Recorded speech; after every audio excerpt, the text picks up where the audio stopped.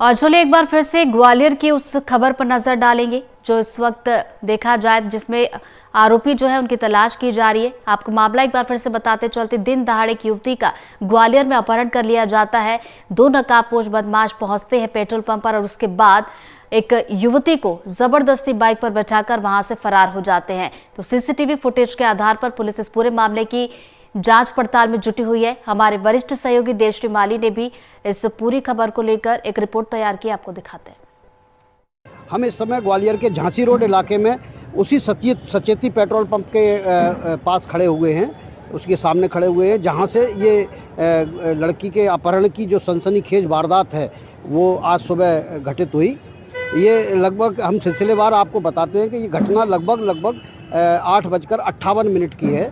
लगभग 8:50 पर ये लड़की इस रोड से सीधे आती है ग्वालियर, और बस के द्वारा, वो लाहौर की रहने वाली है। भिंड से जो बसें आती हैं वो यहीं आगे बस स्टैंड है, उस बस स्टैंड पर जाके रुकती हैं, लेकिन यहाँ ज़्यादातर सवारियाँ उतर जाती हैं।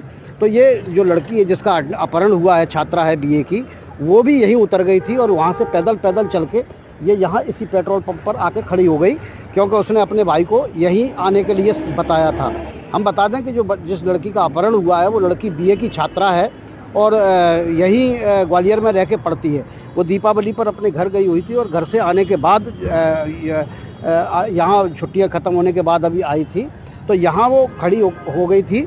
और खड़े होने के बाद ज़्यादा से ज़्यादा मान के चली कि अभी 8:58 का समय रहा होगा कि अचानक कुछ दो बदमाश आते हैं, एक मोटरसाइकिल पर सवार होकर हेलमेट लगाए हुए हैं, और वो लड़की को पीछे से आके पकड़ता है। उसमें से एक लड़का ज़बरदस्ती से बाइक पर डालता है और बाइक उन्होंने पहले से ही कर रखी थी और लेके इस चौराहे की तरफ के चले जाते हैं।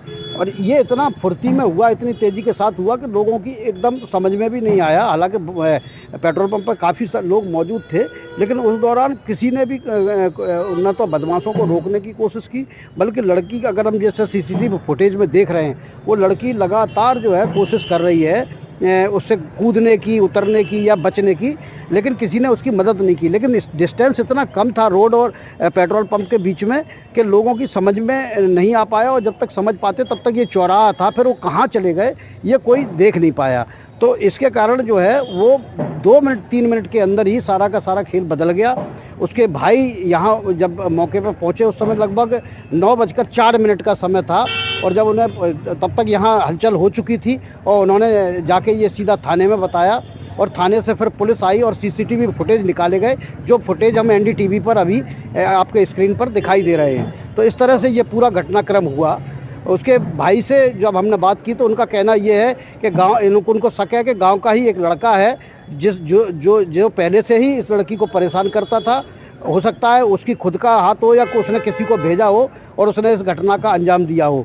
पुलिस अधीक्षक से जब हमने बात की तो उन्होंने भी कहा कि वो 2 संदेही जो बताए हैं, हम भिंड पुलिस की मदद से, दतिया पुलिस की मदद से इनको रिकवर करने की कोशिश कर रहे हैं, और हमने लगभग 250 कैमरों के सीसीटीवी फुटेज निकाले हैं और पूरे रूट को चेकआउट करने की कोशिश कर रहे हैं ताकि हम बदमाशों तक पहुंच सकें।